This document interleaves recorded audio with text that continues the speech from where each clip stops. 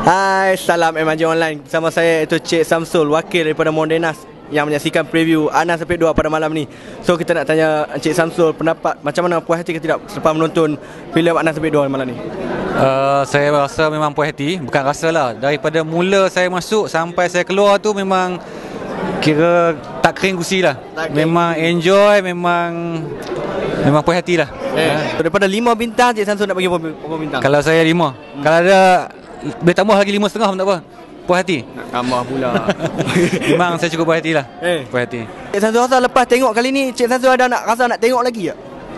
Memang saya akan tengok, especially pasal Mrs. Masa tengok tadi pun Mrs. SMS, lepas ni kena bawa dia juga. So saya kata memang saya akan bawa dia juga lah. So memang kalau tak dengan orang lain pun saya akan show dekat orang lain untuk tengok lah. Memang puas hati, ajak orang lain tengok sama. Bakat tengok ramai. Especially staff-staff Modenas, anda harus berbangga kerana kita diberi peluang oleh MIG untuk mempromotkan kita punya musikal, dan filem tu memang cukup sesuai untuk golongan muda, dan juga terima kasih juga kerana telah mempromot sebab sedikit kita punya produk lah.